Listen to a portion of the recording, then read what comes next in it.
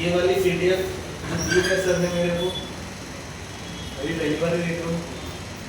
मेरे खुद के नोट्स हैं, अगर मैं उसके थ्रू आपको करवाऊंगा पूरा आईसीटी के यूनिट को जो कुछ भी होगा। और ये देखता हूँ पहले इसमें क्या क्या चीज़ें हैं, क्या क्या एक्स्ट्रा इसमें से आ सकता है। वैसे तो आईसीटी यूनिट में जितना कुछ भी है सारी चीज़ें बहुत सिंपल है, चाहे वो कन्वर्जन से क्वेश्चन आ जाए, बाइनरी कन्वर्जन पे क्वेश्चन आ सकता है, नंबर सिस्टम पे क्वेश्चन आ सकता है, जो भी लास्ट वाला अटेम्प्ट अगर किसी ने दिया हो जो ऑफलाइन हुआ था बीच में, हाँ जो पेन पेपर बेस्ड हुआ था, इस टाइम पे बीच में बताने की उन्होंने एक मजाक किया था छोटा सा, तो उसमें क्वेश्चन आया था और बहुत सिंपल से क्वेश्चन मिलते हैं। डायरेक्ट क्वेश्चन होगा, बस थोड़ा सा घुमा फिरा के वो पूछेंगे, थोड़ा सा समझने में प्रॉब्लम उसको हो सकती है, लेकिन बिल्कुल कॉन्सेप्चुअल अंडरस्टैंडिंग के साथ में चलेंगे। बिल्कुल बेसिक से स्टार्ट करेंगे, कंप्यूटर क्या है डेफिनेशन से, हिस्ट्री से और बाकी जितनी चीज़ें पूछी जा सकती हैं आगे तक, वो सारी की सारी चीज़ें कवर करेंगे। अब तो ये जो पीडीएफ है, पीडीएफ के अकॉर्डिंग मैं एक बार देखता हूँ।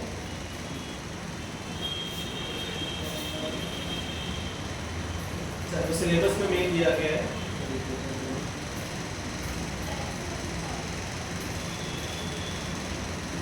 सबसे पहला तो जो टॉपिक हमारा रहेगा that will be related to general applications and terminology. Computer science में यूज होने वाली कई सारी छोटी छोटी जो फुल फॉर्म्स हैं, कई सारे जो टर्म्स होते हैं, जैसे बिट क्या होता है, बाइनरी क्या होता है, बाइट क्या होता है, कंप्यूटर मेमोरी क्या है, और उसके अलावा कई सारी छोटी छोटी डेफिनेशंस हैं और फुल फॉर्म्स हैं।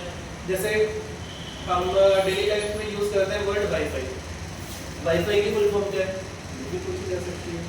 बहुत छोटी छोटी सिंपल सिंपल सी डेली लाइफ में यूज़ होने वाली चीज़ें हैं जो हम कॉल करते हैं। तो इस टाइम पे जो जनरेशन चल रहा है LTE, मोबाइल फोन में कई बार देखा होगा LTE ऊपर साइड लिखा आता है, तो LTE की फुल फॉर्म क्या है। जो व्हाट्सएप कॉल हम करते हैं, व्हाट्सएप कॉल को कहा जाता है VoIP। VoIP की full form voice over internet protocol. अब इंटरनेट प्रोटोकॉल क्या होता है, IP क्या होता है, IP एड्रेस क्या होता है, ऐसी कई सारी छोटी छोटी चीज़ें जो है सेकेंड यूनिट होगी basics of internet, intranet, email, audio and video conferencing. अब इंटरनेट और इंट्रानेट यहाँ पे दो वर्ड्स यूज हो रहे हैं, दोनों है सेम ही चीज, बस थोड़ा बहुत डिफरेंस होता है दोनों में। इंटरनेट जो है, इंटरनेट हम यूज करते हैं ऑल अराउंड द ग्लोब एक दूसरे के साथ में कम्युनिकेशन करने के लिए। इंटरनेट में कोई भी बाउंड्रीज, कोई भी किसी तरह की लिमिटेशन नहीं है, आप कहीं से भी बैठे किसी के साथ में भी इंटरैक्ट कर सकते हो विदाउट एनी प्रॉब्लम, वो है हमारा इंटरनेट। लेकिन जो इंट्रानेट है, इंटरनेट में कुछ हमारे पास में बाउंड्रीज होती है, स्पेसिफिक लिमिटेशंस होती है। क्यों जरूरी है इंटरनेट? कई बड़े बड़े ऑर्गेनाइजेशंस होते हैं, वो अपना खुद का एक प्राइवेट नेटवर्क में काम करते हैं, जैसे बड़ी कंपनीज हैं, IBM है, माइक्रोसॉफ्ट है, गूगल है, ये सब क्या है जो बड़ी बड़ी जितनी भी कंपनीज है अपना खुद का इन्होंने एक नेटवर्क बना रखा है, जो यूज वही सारे रिसोर्सेज कर रहे हैं जो हम करते हैं, लेकिन उन्होंने एक पर्टिकुलर बाउंड्री सेट कर रखी है अपने उस ऑर्गेनाइजेशन में कि एक लिमिटेशन होती है, कौन क्या यूज कर सकता है, कौन कम्युनिकेट कर सकता है, कौन उस नेटवर्क को एक्सेस कर सकता है। वहाँ पे बहुत सारे तरह की एक्सेस और परमिशंस लगती हैं, तो वो हो जाता है इंटरनेट, वो इंटरनेट। इंटरनेट बिना किसी लिमिटेशन के, इंटरनेट का ही एक सबसेट होता है, बस इसमें क्या थोड़ी बहुत लिमिटेशंस आ जाती है। फिर इसके बाद एक और टर्म आता है एक्स्ट्रानेट। इंटरनेट, इंटरनेट और एक्स्ट्रानेट। अब एक्स्ट्रानेट क्या है? जैसे मेरी एक प्राइवेट ऑर्गेनाइजेशन है, यही इंस्टीट्यूट अलग है, और इसी इंस्टीट्यूट का जो वाईफाई है उस वाईफाई को मैं प्राइवेट कर दूं और उसमें कई सारे सिक्योरिटी रूल्स लगा दूं, जैसे कौन कौन इससे कनेक्ट हो सकता है, कनेक्ट होने के बाद में क्या क्या डेटा शेयर किया जा सकता है। अगर मैं इन सब चीज़ों पे सारी की सारी लिमिटेशंस लगा दूं, जैसे वाईफाई की सेटिंग्स नॉर्मली हम लोग नहीं देखते, लेकिन जो वाईफाई है, जो हमारा राउटर है, राउटर्स की जो सेटिंग्स है उसमें हम बहुत सारी चीज़ें मैन्युअली कर सकते हैं। कौन कौन कनेक्ट हो सकता है इंटरनेट से, कनेक्ट होने के बाद में क्या क्या रूल्स होंगे, कौन सी वेबसाइट विजिट कर सकते हैं, कौन सी वेबसाइट विजिट नहीं कर सकते हैं, मेरे इंटरनेट पे कौन मुझे मैसेज भेज सकता है, कौन मुझे मैसेज नहीं भेज सकता है। अगर ये बहुत सारे रूल्स मैंने लगा दिए और वो सारे के सारे रूल्स एप्लीकेबल है सिर्फ और सिर्फ मेरी प्राइवेट ऑर्गेनाइजेशन के लिए, तो उस टाइप की इंटरनेट कनेक्शन को कहा जाता है इंट्रानेट, क्योंकि वो सिर्फ और सिर्फ एक ऑर्गेनाइजेशन के अंदर ही काम कर रहा है। अब जैसे आप स्टूडेंट्स हो, अगर स्टूडेंट्स को एक्सेस दे दिए एज अ मैनेजर या एज अ टीम मेंबर या फिर एज अ फैकल्टी, मेरे पास में थोड़ा ज़्यादा एक्सेस होगा उस इंटरनेट का, एज अ स्टूडेंट आपके पास थोड़ा कम एक्सेस होगा। तो अगर आप प्राइवेट ऑर्गेनाइजेशन के कुछ एक्स्ट्रा मेंबर्स को ये फैसिलिटी एक्सटेंड कर देते हो आपका नेटवर्क यूज कर पाने की, उसको कहा जाता है एक्स्ट्रानेट। लिमिटेशन सारी इंटरनेट वाली ही है, बस एक्स्ट्रानेट में क्या कर दिया हमने, थोड़े और वेंडर्स को या थोड़े और लोगों को हमने उसको यूज करने की परमिशन दे दी, लेकिन थोड़ी लिमिटेड परमिशन ही है। फिर उसके बाद में ईमेल से रिलेटेड कई सारे प्रोटोकॉल्स होते हैं। अब प्रोटोकॉल्स क्या होता है, प्रोटोकॉल्स कहाँ से शुरू हुए, वो जब हम इंटरनेट की हिस्ट्री देखेंगे तो उस टाइम पे डिस्कस करेंगे। फिर ऑडियो एंड वीडियो कॉन्फ्रेंसिंग। अब ऑडियो एंड वीडियो कॉन्फ्रेंसिंग बहुत बढ़िया चीज़ तो है नहीं, लेकिन ये एक्चुअल में बैकग्राउंड में किस तरीके से काम कर रही है। अगर आप ऑडियो कॉल करते हैं तो ऑडियो कॉल करते टाइम पे कौन कौन से प्रोटोकॉल्स काम में आ रहे हैं, अगर आप वीडियो कॉन्फ्रेंसिंग कर रहे हैं तो वीडियो कॉन्फ्रेंसिंग किस वजह से पॉसिबल है, ये सारे रीजंस देखते हैं। इसके बाद में है digital initiatives and higher education. Higher education में जितने भी डिजिटल इनिशिएटिव्स आज तक लिए गए हैं, स्वयं है, स्वयं प्रभा है और इस तरह के कई सारे गवर्नमेंट इनिशिएटिव्स हैं, तो वो इनिशिएटिव्स हमको पढ़ने होंगे। आज तक जितने इनिशिएटिव्स आए हैं गवर्नमेंट ने अपने डेली काम में जो भी इनिशिएटिव्स लिए हैं आईसीटी को प्रमोट करने के लिए, जैसे लास्ट 2015 में जो आया था, क्या नाम था उसका, डिजिटल इंडिया मूवमेंट।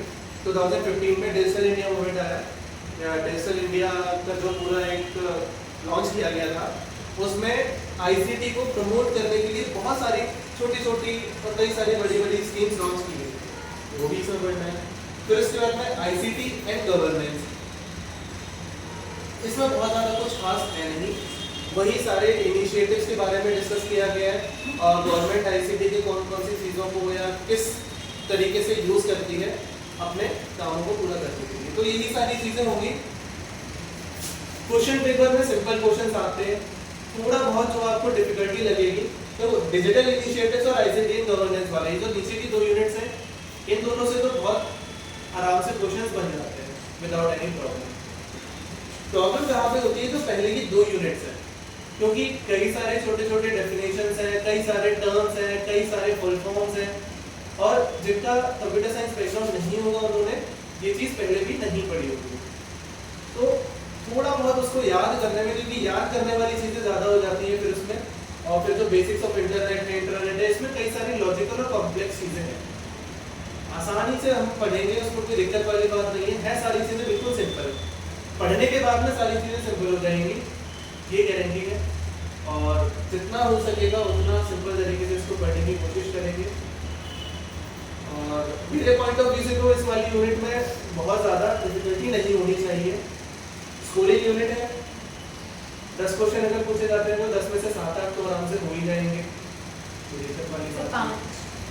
हाँ, कोई एक एवरेज मान के चलो, हाँ जैसे तो 5 ही लगभग क्वेश्चन पूछे जाते हैं 10 यूनिट से, 5-5 क्वेश्चन लगभग हर एक से रहती है। मॉडरेट नहीं होगा, हाँ मॉडरेट लेवल हाँ आराम से आ सकता है। और आईसीटी में से तो 2 से 3 क्वेश्चंस तो आपको डिजिटल इनिशिएटिव्स पे ही मिल जाएंगे, और फिर उसके बाद में जो 1-2 क्वेश्चंस होते हैं या तो फुल फॉर्म के ऊपर बेस्ड होंगे, या फिर जो सबसे ज़्यादा क्वेश्चन पूछे जाते हैं वो पूछे जाते हैं कंप्यूटर मेमोरी से। कंप्यूटर मेमोरी होती है, मेमोरी कितने टाइप्स की है, मेमोरी हायरार्की क्या है, इससे काफ़ी सारे क्वेश्चंस पूछे जाते हैं। तो आगे चलते हैं इसमें।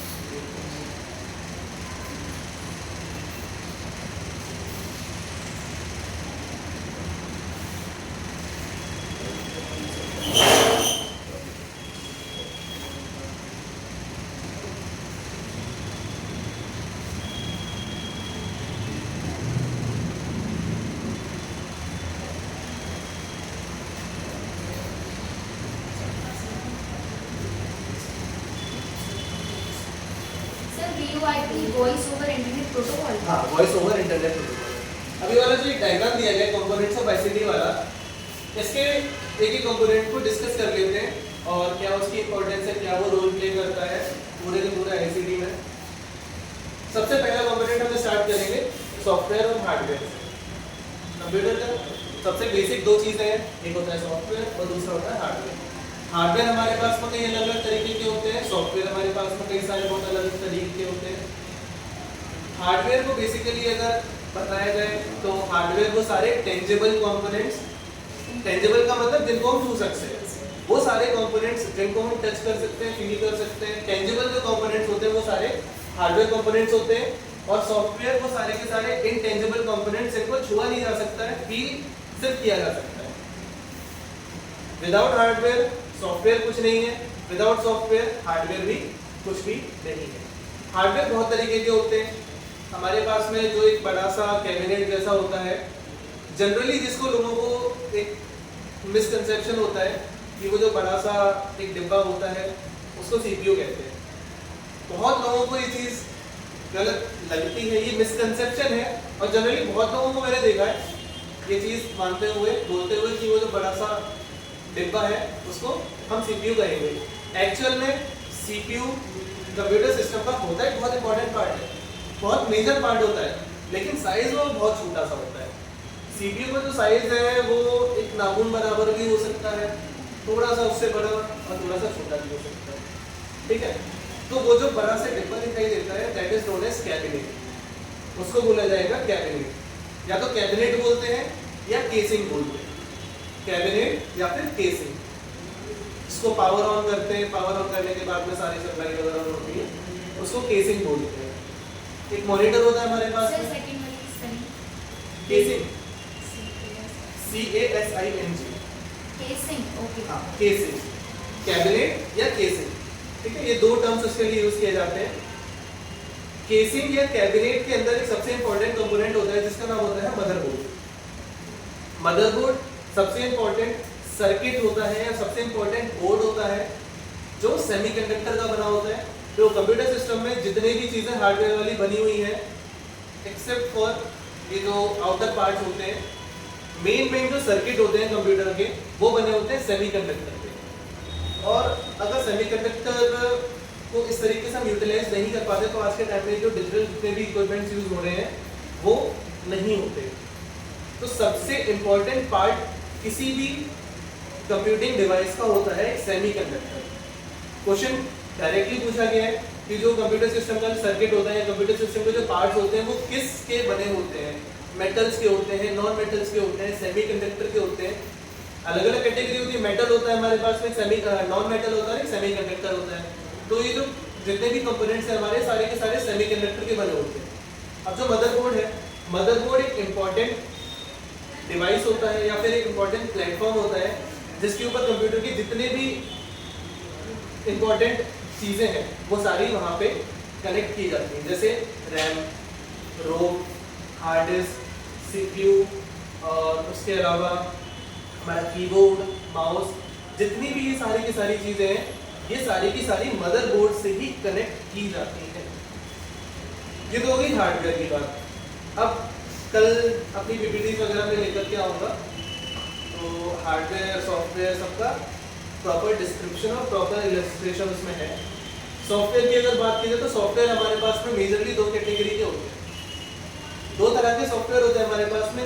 पहले टाइप का सॉफ्टवेयर है एप्लीकेशन सॉफ्टवेयर और दूसरे तरह के सॉफ्टवेयर होते हैं सिस्टम सॉफ्टवेयर। एप्लीकेशन सॉफ्टवेयर और सिस्टम सॉफ्टवेयर दो ही तरह के सॉफ्टवेयर होते हैं। एप्लीकेशन सॉफ्टवेयर वो सारे सॉफ्टवेयर जिनको हम डेली लाइफ में यूज कर रहे हैं, जैसे MS word, media player, Google Chrome, ये सारे के सारे सॉफ्टवेयर जो है ये यूजर सॉफ्टवेयर है। दूसरे तरह के सॉफ्टवेयर होते हैं सिस्टम सॉफ्टवेयर जिनको कंप्यूटर सिस्टम अपने लिए यूज करता है, ठीक है। अब सिस्टम सॉफ्टवेयर में भी ना एक सबसे इंपॉर्टेंट तरह का सॉफ्टवेयर होता है जिसको बोला जाता है ऑपरेटिंग सिस्टम। ऑपरेटिंग सिस्टम के बारे में सुना होगा सभी ने। मैक होता है, लाइनक्स होता है, हमारा विंडोज है, एंड्रॉयड है, यूनिक्स है, ये सारे के सारे ऑपरेटिंग सिस्टम है। Operating system is also known as the soul HP computer system. हाँ, ये बहुत सारी चीज़ें पूछी जाती हैं। Which of the following part is known as the soul of the computer system. Computer system की आत्मा किसको कहते हैं, ब्रेन किसको कहते हैं, ये इस तरीके के छोटे मोटे कई सारे क्वेश्चन पूछे जाते हैं। तो ये हो गया हार्डवेयर सॉफ्टवेयर ट्रांजैक्शन को अभी के लिए स्किप करते हैं। कम्युनिकेशन टेक्नोलॉजी, आईसीटी में कम्युनिकेशन टेक्नोलॉजीज कई तरह के होते हैं, कई तरह के कम्युनिकेशंस होते हैं बेसिकली, जिनका हम यूज करते हैं एक डिवाइस से दूसरे डिवाइस तक मैसेज को पहुंचाने के लिए, डेटा को ट्रांसफर करने के लिए। ठीक है, दो तरह के कम्युनिकेशन मेथड्स हम लोग यूज कर सकते हैं, या तो वो वायर्ड हो सकता है या वायरलेस हो सकता है। या तो हम वायर्ड मेथड यूज करेंगे या वायरलेस मेथड यूज करेंगे, दोनों ही तरीके के ऑप्शंस हमारे पास अवेलेबल है, कोई भी हम यूज कर सकते हैं। तो जो हम वाईफाई टेक्नोलॉजी यूज कर रहे हैं वो वायर्ड है या वायरलेस है? वाईफाई टेक्नोलॉजी जो यूज करते हैं वो वायर्ड है या वायरलेस है? वायरलेस। वैसे अगर देखा जाए तो मेजरली सर जो उसका वायर तो वहीं से आता है शायद। मेजरली जो है ये वायर्ड टेक्नोलॉजी है, क्योंकि यहाँ पे यूज होती है fibre optic cables. Optical fibre. हाँ, ये जो हम राउटर यहाँ पे यूज कर रहे हैं इंटरनेट को एक्सेस करने के लिए, ये वायरलेस होता है। जो मेन हमारा डेटा ट्रैवल कर रहा है वो डेटा ट्रैवल कर रहा है वायर्स में। ऑप्टिकल फाइबर केबल जो है, कई सारी ऑप्टिकल फाइबर केबल होती है। ऑप्टिक फाइबर केबल क्या है? सिंपल सा एक छोटा सा बहुत पतला सा ग्लास या प्लास्टिक का एक स्ट्रैंड होता है, छोटा सा पाइप जैसा, जो उस वायर के अंदर जा रहा होता है और यहाँ पे हमारा डेटा लाइट के फॉर्म में ट्रैवल करता है। अच्छा, अगर हम ऑप्टिक फाइबर केबल यूज कर रहे हैं तो हमारा डेटा लाइट के फॉर्म में ट्रैवल कर रहा है। अगर हम दूसरे वायर्स यूज कर रहे हैं, जैसे डिश टीवी वाला जो केबल होता है, जो लोग टाटा स्काई वीडियोकॉन वगैरह में यूज करते हैं, वो डिश टीवी वाला कनेक्शन जो होता है वो कोएक्सियल केबल्स के थ्रू होता है, वो भी वायर्ड कनेक्शन है। वहाँ पे इलेक्ट्रिकल सिग्नल्स के फॉर्म में डेटा ट्रांसफर होता है। तो यहाँ से बहुत इंपॉर्टेंट क्वेश्चन बनता है, जो कई बार पीवाईक्यूज में देखा है मैंने और पूछा गया है कि जो हमारा डेटा कंप्यूटर में जो डेटा है वो हमेशा डिजिटल फॉर्म में होता है। कंप्यूटर में डेटा डिजिटल फॉर्म में ही होगा, या तो 0 होगा या 1 होगा, इन दो के अलावा और कोई तीसरी वैल्यू हो ही नहीं सकती। ठीक है, लेकिन जो हमारा डेटा ट्रैवल कर रहा है किसमें? वायर्स में, वो या तो लाइट की फॉर्म में है या इलेक्ट्रिसिटी की फॉर्म में। तो कन्वर्ट तो करना पड़ेगा, कन्वर्जन के लिए एक डिवाइस लगता है, उस डिवाइस को बोलते हैं मॉडल, MODEL। दो वर्ड से मिलकर बना है, मॉड्यूलेशन एंड डीमॉड्यूलेशन। मॉड्यूलेशन एक प्रोसेस होती है जिसमें हम डिजिटल सिग्नल को इलेक्ट्रिकल में कन्वर्ट करते हैं, और डीमॉड्यूलेशन में इलेक्ट्रिकल सिग्नल्स को वापस डिजिटल सिग्नल्स में कन्वर्ट करते हैं। कई सारे इंटरनेट कनेक्शन के तरीके होते हैं। DSL कनेक्शन होता है, और पहले जो चलता था टेलीफोन लाइंस के थ्रू कनेक्शन पहले इंटरनेट का लिया जाता था, और भी बहुत अलग अलग तरह के कनेक्शंस अवेलेबल हैं, वो उस वाले टॉपिक को पढ़ेंगे। फिर उसके बाद में है इंपॉर्टेंट डेटा। डेटा तो आज के टाइम पे इतना ज़्यादा इंपॉर्टेंट हो चुका है कि अगर जिसके हाथ में डेटा है वो कुछ भी कर सकता है। डेटा के बेसिस पे आज के टाइम में इतना बेनिफिट सारी कंपनीज उठा रही हैं। डेटा के लिए तो अलग से बिल्कुल एक फील्ड आया है, डेटा साइंस है, डेटा एनालिसिस का फील्ड आपने सुना होगा। आईटी में इस टाइम पे सबसे ज़्यादा बूम पे है डेटा साइंस या डेटा एनालिसिस। ये फील्ड में जो डेटा साइंटिस्ट होते हैं, जो डेटा एनालिस्ट होते हैं, इनका मेन काम ही इस डेटा को एनालाइज करना है, इस डेटा से फायदा उठाना है। डेटा आज के टाइम में जितना ज़्यादा आपके पास में होगा उतना ज़्यादा वो आपको प्रॉफिट बना के देगा। स्विगी है, जोमेटो है, और ऐसी जितनी बड़ी बड़ी कंपनीज हैं, अमेजोन, फ्लिपकार्ट वगैरह, ये हमारे डेटा का यूज़ करके, जो हमारा डेटा हम डेली लाइफ में प्रोड्यूस कर रहे हैं, उस पूरे डेटा का यूज़ करके बेनिफिट उठाते हैं। अब वो किस तरीके से डेटा हमारा आज के टाइम में बिग डेटा कहा जाता है, बिग डेटा क्या होता है, कैसे उसका यूज़ किया जाता है, वो सारी चीज़ें तो बात की बात है। मेन हमारे पास में ये है कि डेटा आज के टाइम में सबसे इम्पोर्टेंट चीज़ है, और 0 या 1 दो ही फॉर्म में हमें मिलेगा। इस फॉर्म को कहा जाता है बाइनरी फॉर्म। बाइनरी में बाई का मतलब होता है 2, यानी कि दो ही डिजिट यूज हमारे पास में हो सकती है, या तो 0 होगी या 1 होगी। नंबर सिस्टम एक टॉपिक आएगा, उसमें हम पढ़ेंगे कई अलग अलग तरह के नंबर सिस्टम्स होते हैं। बाइनरी नंबर सिस्टम है, डेसिमल है, ऑक्टल है, हेक्साडेसिमल है। उसमें से जो कंप्यूटर्स यूज करते हैं वो बाइनरी नंबर सिस्टम यूज करते हैं। फिर इंटरनेट एक्सेस, और जाहिर सी बात है अगर हमें कम्युनिकेशन करना है मशीन्स का यूज़ करके, तो उनको किसी ना किसी तरीके से आपस में कनेक्ट कराना ही पड़ेगा। तो उसके लिए इंटरनेट एक्सेस बहुत ज़्यादा ज़रूरी होती है। अच्छा, इंटरनेट की भी फुल फॉर्म है, फुल फॉर्म या फिर कह सकता हूँ मैं, इंटरनेट 2 वर्ड से मिलकर बना है। कौन कौन से वर्ड है वो? इंटरनेट 2 वर्ड से मिलकर बना है, इंटरकनेक्टेड नेटवर्क्स। कई सारे छोटे छोटे नेटवर्क्स का एक पूरा कनेक्शन जो है उसको इंटरनेट कहा जाता है। टाइप्स ऑफ नेटवर्क देखेंगे, लैन होता है, मैन होता है, वैन होता है। किस तरीके से इन सभी को आपस में जोड़ के हम फाइनली इंटरनेट बनाते हैं। इंटरनेट हमें देखने में, सुनने में बहुत आसान लगता है, लेकिन एक्चुअल में इंटरनेट एक बहुत ही कॉम्प्लेक्स स्ट्रक्चर है, बहुत ही कॉम्प्लेक्स चीज़ है। क्लाउड कंप्यूटिंग आज के टाइम का सबसे नया और सबसे पावरफुल कॉन्सेप्ट। क्लाउड कंप्यूटिंग में क्या है, हमारे पास में रिसोर्सेज नहीं है। रिसोर्सेज का मतलब जैसे मान लो मेरे पास लैपटॉप है, लेकिन वो लैपटॉप इतना पावरफुल नहीं है कि मैं उस पर मशीन लर्निंग के एल्गोरिदम्स बना पाऊँ, या फिर मैं उस पर एप्लीकेशन डेवलपमेंट कर पाऊँ, या फिर मेरा जो हमारा जो फ़ोन है normally 32 GB, 64 GB, 128 GB, 256 GB तक आता है। अगर मेरे को अपना डेटा बैकअप करना है, डेटा मेरे को अपना स्टोर करना है, तो कहीं ना कहीं मेरे को उसको ऑनलाइन रखना पड़ेगा। नॉर्मली हम लोग यूज़ करते हैं, अगर लैपटॉप है तो माइक्रोसॉफ्ट वन ड्राइव यूज़ करेंगे, या फिर मोबाइल फ़ोन है तो गूगल ड्राइव यूज़ कर लेते हैं अपना डेटा स्टोर करने के लिए। हमारी जो ईमेल आईडी होती है 15 GB फ्री स्पेस हमें मिलता है, हमारा डेटा वहाँ पे ऑनलाइन हमेशा बैकअप बना रहता है। जिस भी मोबाइल फ़ोन में अपनी वो आईडी ओपन करेंगे, वहाँ पे पूरा का पूरा डेटा आ जाता है। कॉन्टेक्ट्स भी हम अपने गूगल में सिंक करके रखते हैं। तो ये क्लाउड कंप्यूटिंग का ही एक छोटा सा एग्जाम्पल है। जो स्टोरेज हम यूज़ कर रहे हैं, इस स्टोरेज को कहा जाएगा क्लाउड स्टोरेज। और ये जो क्लाउड स्टोरेज है, क्लाउड कंप्यूटिंग का एक बहुत ही छोटा सा पार्ट होता है। बहुत सारी चीज़ें हैं क्लाउड कंप्यूटिंग में। हम क्लाउड कंप्यूटिंग का यूज़ करके इंफ्रास्ट्रक्चर भी सर्विस पे ले सकते हैं। जैसे अभी जो हम स्टोर करते हैं, स्टोरेज हम कर रहे हैं, इसको कहा जाता है एक्चुअल में infrastructure as a service. Infrastructure as a service क्यों कहा जा रहा है? हमें सर्विस के तौर पे एक इंफ्रास्ट्रक्चर मिल रहा है। मैं अपने मशीन पे तो स्टोर नहीं कर रहा हूँ डेटा, मैं कहीं और डेटा स्टोर कर रहा हूँ। मैं गूगल के सर्वर पे अपना डेटा स्टोर कर रहा हूँ, यानी कि मुझे उनका इंफ्रास्ट्रक्चर एज अ सर्विस मिला हुआ है। और भी बहुत सारे सर्विसेज मिलती हैं। प्लेटफॉर्म एज अ सर्विस होता है, सॉफ्टवेयर एज अ सर्विस होता है। सॉफ्टवेयर एज अ सर्विस के एग्जांपल जैसे मान लो कोई एप्लीकेशन डेवलपमेंट या कोई ऐप डेवलपर है। अब उस ऐप डेवलपर के पास में अपना जो लैपटॉप है वो इतना पावरफुल नहीं है कि वो उस पर एप्लीकेशन बना पाए, तो वो ऑनलाइन एक सॉफ्टवेयर परचेज करेगा और उस ऑनलाइन सॉफ्टवेयर पे जाके एप्लीकेशन डेवलपमेंट करेगा। अब जो वो टेस्टिंग करनी होगी उसे सॉफ्टवेयर की, वो किसी और की ही मशीन पे हो रही होगी। वेबसाइट होस्टिंग होती है, वेबसाइट होस्टिंग में भी क्लाउड होस्टिंग होती है, वो भी परचेज की जा सकती है।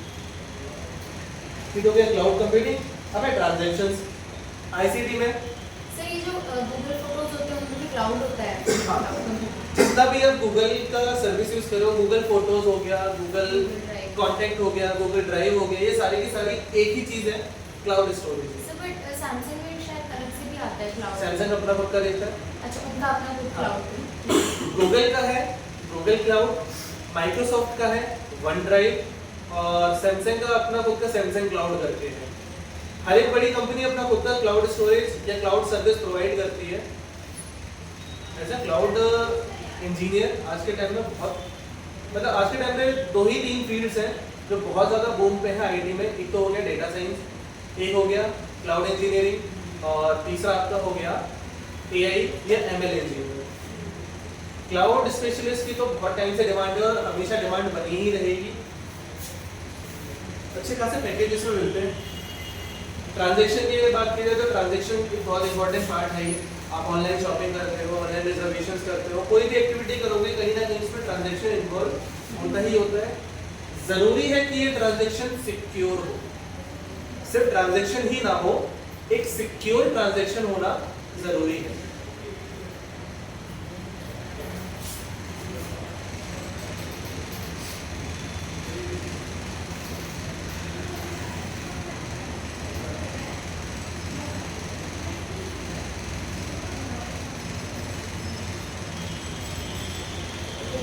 काफ़ी सारी नई चीज़ें इसमें शुरू हुई हैं, काफ़ी सारी रेलेवेंट है, काफ़ी रेलेवेंट।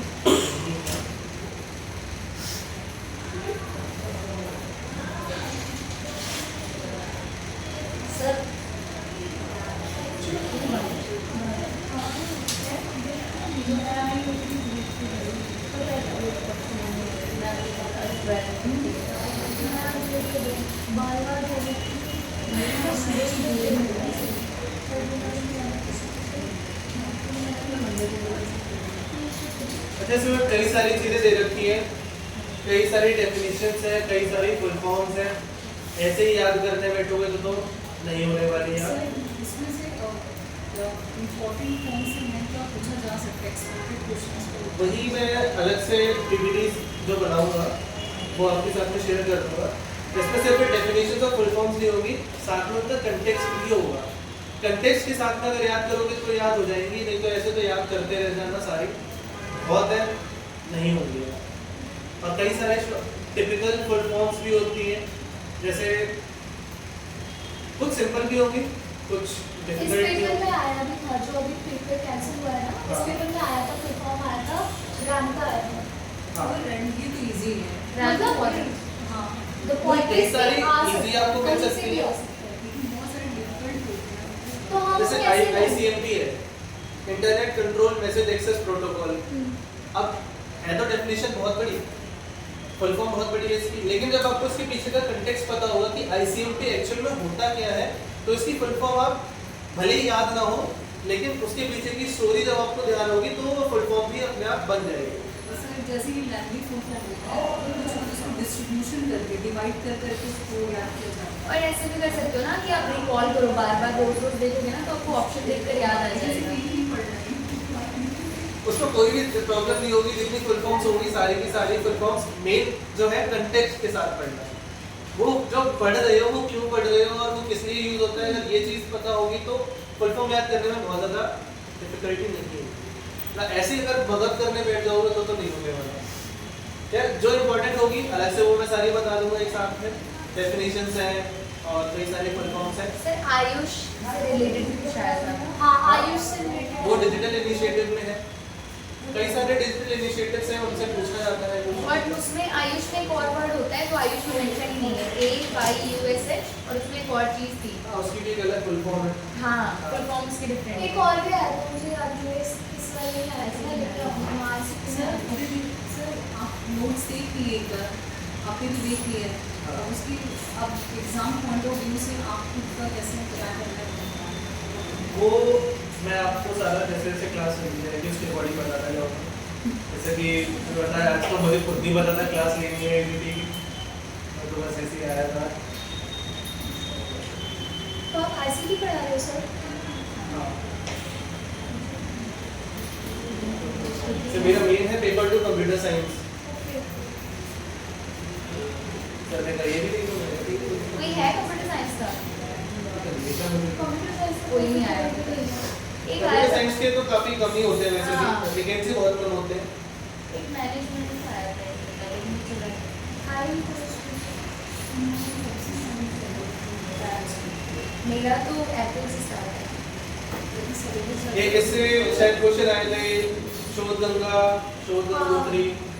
ये सारे वेबसाइट वाला शोध गंगा का नहीं, उस आयुष का आया था, शोध गंगा आया हाँ, था। और ये क्वेश्चन आई थिंक वो था बाइनरी टू डेसिमल कन्वर्जन। हमारे पास एक PDF है जिसमें ICT के पूरे 5 इयर्स, सॉरी 10 इयर्स के हैं प्रीवियस ऐसा। तो आप उसको उसको थोड़ा देख सा, सकते हैं। हाँ, आप ग्रुप में अगर हो तो हम शेयर कर देंगे। मैं सबको बोल दूंगा मुझे ग्रुप में ऐड कर लीजिए, हाँ।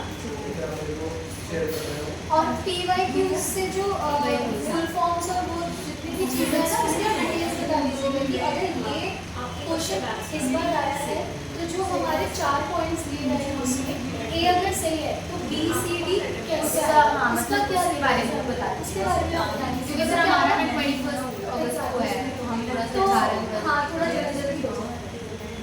कोशिश करूँगा 2 वीक में हो जाएगा तो, क्योंकि इसके लिए ज़्यादा नहीं 10-12 क्लासेस ही चाहिए, हाँ, और नेक्स्ट वीकेंड तक कोशिश करूँगा हो जाए। आज के लिए भी इतना ही काफी है। सर अगर टाइम होगा तो सर संडे को भी पढ़ा दीजिए। हम मतलब Sunday को if you free have रहते time, हैं। मैं आपको बता दूंगा जैसा भी बनता है। क्लास ऐड मत कीजिए। हाँ, वो बहुत चल नहीं सकता। हाँ, बच्चों से बोल बस दीजिए। ऑडियो वीडियो ऑफ कर दिया अभी, ऑडियो वीडियो ऑफ कर दिया अभी, ऑन रेडी। चल मैं दूसरा मुझे बात आप क्लास हो गया सर? हाँ, कल से मैंने कंटेंट लिया होगा। Thank you sir. First class थी, हाँ कैसा था? अच्छा था, वेरी गुड। सर 3 days उनकी नॉलेज बहुत अच्छी है। तो वो कंप्यूटर साइंस के टीचर हैं, उनको नॉलेज होगा भी नहीं। कंप्यूटर साइंस का टीचर कंप्यूटर में पढ़ाएगा, कौन पढ़ाएगा? ऑनलाइन वाले बच्चों, किसी को कोई प्रॉब्लम है? कोई भी क्लास नहीं छोड़ेगा, सभी बच्चे अपना टाइम टेबल लिखेंगे, बी पेड, ऑनलाइन भी रुकेंगे और ऑफलाइन भी रुकेंगे।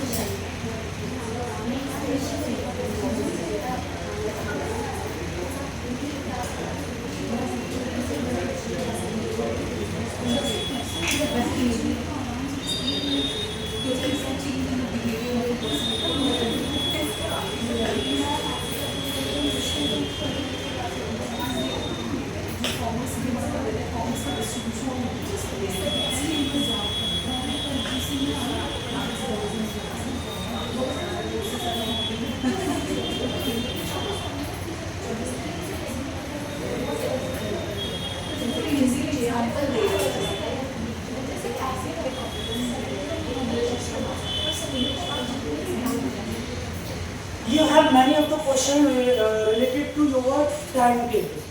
ठीक है? Listen to me first. First of all, you have the 2 batches. One is morning time, one is afternoon. जो बच्चे आपके दिसंबर के अटेम्प्ट के लिए हैं, उनके लिए 2 बैच है। एक मॉर्निंग में जो 9 बजे से स्टार्ट होता है, 9 से 10, 10 से 11 और 11 से 12। ठीक है? दूसरे बच्चे जो अपने दिसंबर अटेम्प्ट के लिए हैं, 1 बजे से जो बैच होता है, 1 से 2, 2 से 3 और 3 से 4 या उसके बाद में जो सेकंड पेपर की स्कीम है वो। समझ में आया? जो बच्चे क्रैश कोर्स वाले हैं, उनका अपना टाइमिंग लेके जाएंगे। ठीक है? अपना टाइमिंग, आपका टाइमिंग इन बाकी बच्चों की कंपेयर में बिल्कुल अलग है। हमें आपको क्रैश कोर्स देना है। अब आपको जैसे कि ऑनलाइन बच्चे